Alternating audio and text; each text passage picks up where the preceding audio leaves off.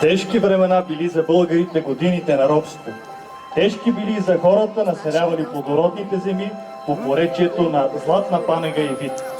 Подчинявани, насилвани, ограбвани, убивани, помохамеданчвани от поробителя.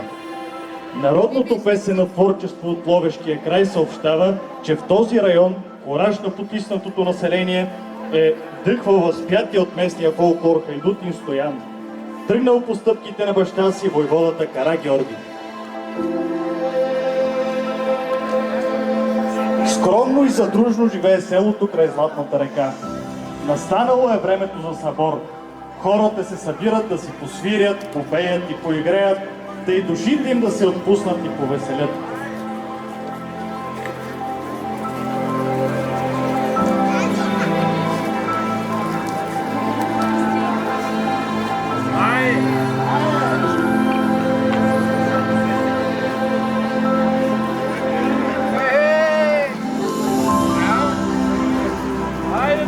Гайдите се надигат и мелодията им се извива над боровете и полето.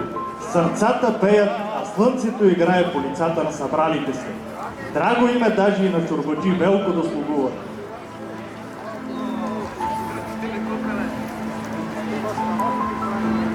Хайде, добре ти не дошли!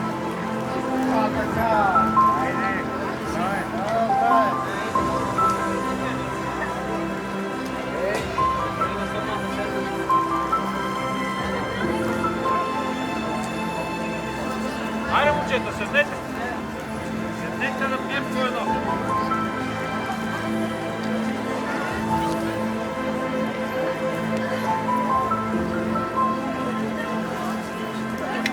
Хайде, за чурбаджито еглата на новина! Хайде!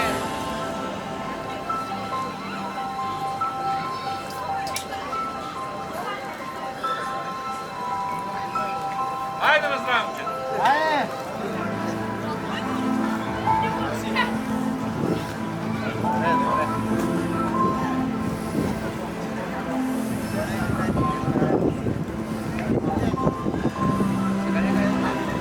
Хайде, гайдарче!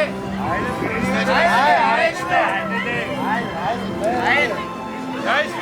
ще играем, бе! Да знаем за какво сме се събрали! Да, няма проблеми, нали? За това сме се събрали.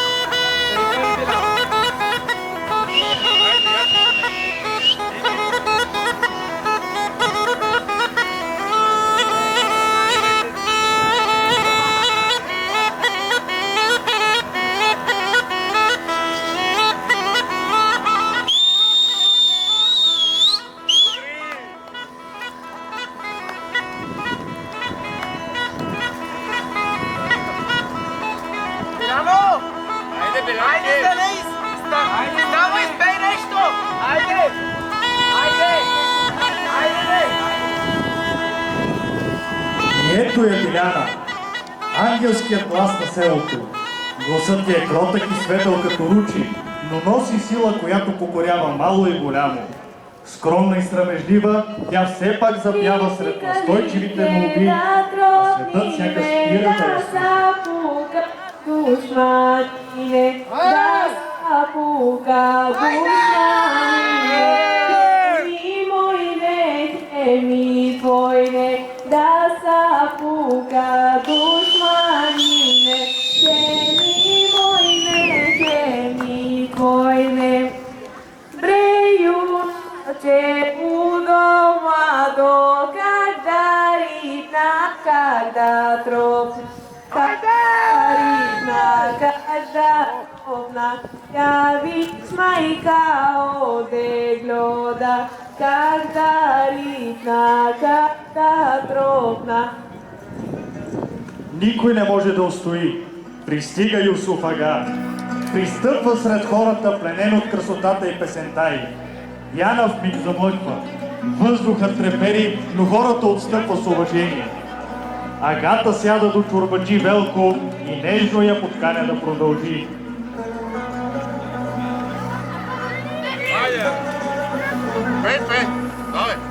Puta gloda, tebe majka mene baba, ribni karinke da tropni me, da zapука dušmanine. На звуците на радостта надвисва тревога. Втренчен е погледът на Агата. Изведнъж рязко става и хваща Биляна, за да я отведе със себе си. Дърпа се девойката. Момците се опитват да го спрат, но срещу въоръжените му заптиета нямат сила. И чорбаджи Велко не успява да умилостиви Агата. Народът застива. Радостта на събора се сменя с ужас. Юсуф Ага отвежда девойката.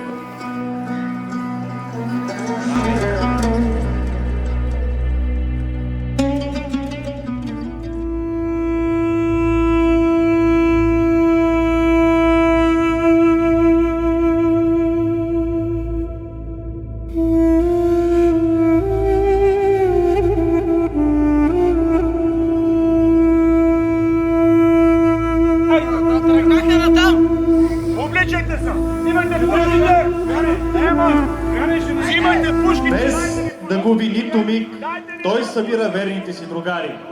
Гласът му е твърд, а очите му пълни с решимост. Чорбаджи Велко се опитва да ги разубеди, да ги укрути, но сърцата на хайдутите топтят само за една цел – да спрат Агата и неговите заптиета и да спасат Яна.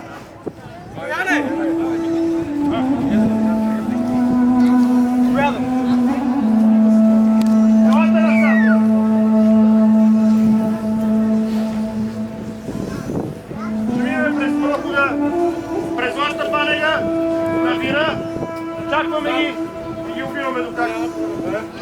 Вървете, Биляна, успех, куче. След мен. Айде.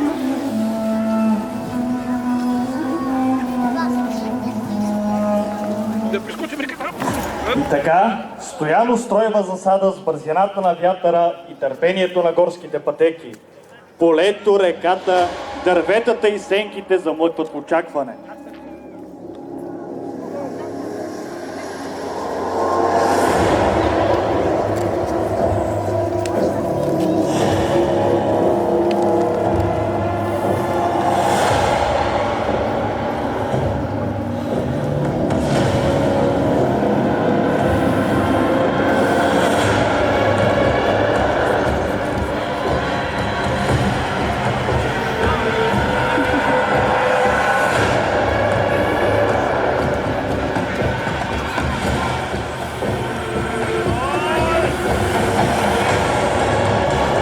Турците приближават, напрежението се сгъстява.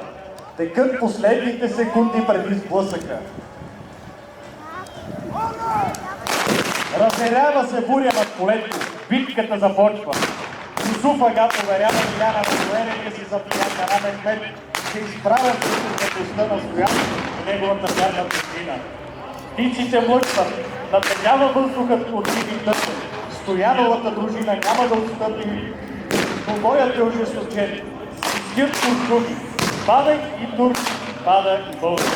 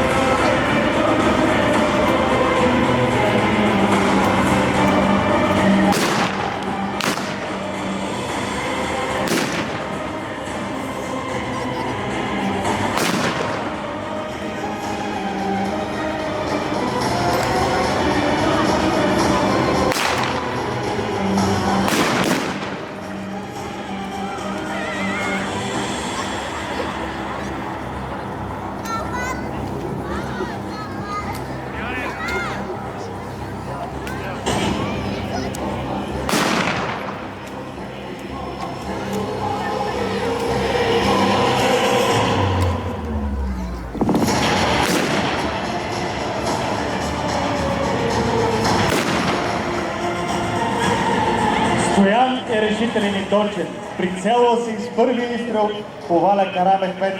Биляна хуква към войводата, а Юсуф Яга грубо я спира.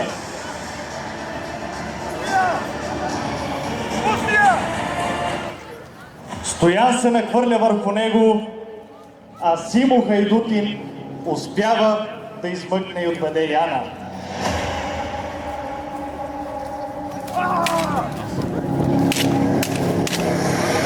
В решителния ръкопашен бой сабиите се срещат с ярост. Металът звъни между Стоян и Агата, между храбростта и властта, а бурята от битката поглъща всичко наоколо.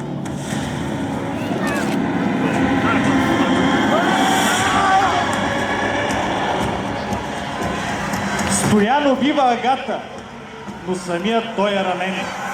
Кръвта се слива с пръста, а войводата със сетни сили върви между падналите.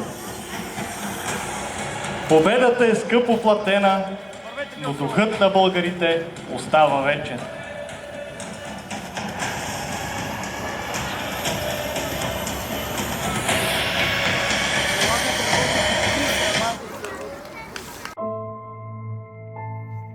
Покойници, ви в други полк минахте. Де няма отпуск, ни зов за борба. Ви братски се прекърнахте, легнахте и лека нощ навеки си казахте до втората тръба. Но що паднахте тук, деца бурливи? За трон ли залад, за някой ли кумир? Да беше то, остали бихте живи, не бихте срещали тъй горделиви куршума. Спете в мир.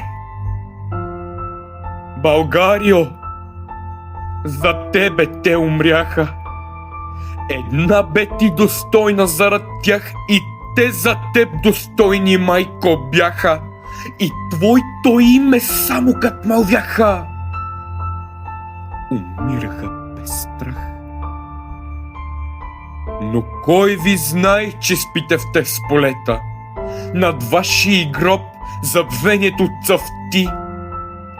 Кои сте ви?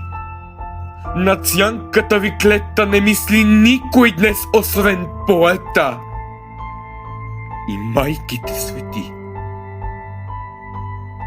Борци, венец ви свих от песен жива, от звукове, що никой не сбира, от диви рев на битката гръмлива, от екота на Витоша бурлива, от вашето ура! И то звенец, той няма да завене, и тая песен вечно ще гърми из българските планини зелени, и славата ще вечно пей и стене над гробниви хълми. Почивайте под тез могили ледни, не ще да чуете веч тръба, ни вожд, ни славни и гръм на битките попетни. Към вечността е маршът ви последни. Юнаци, лека нощ!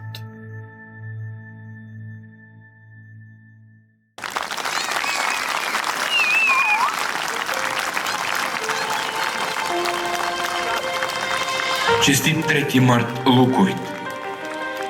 Аз съм Чавдар Илиев и за мен беше чест, дори чрез запис, да участвам в живата картина за Стоян Войвода. Макар да не мога да съм с вас наживо, духът на този велик ден преодолява разстоянията и ни обединява. Нека помним героите си, тяхната смелост и саможертва. Нека пазим паметта и свободата на България. Честит национален празник, българи!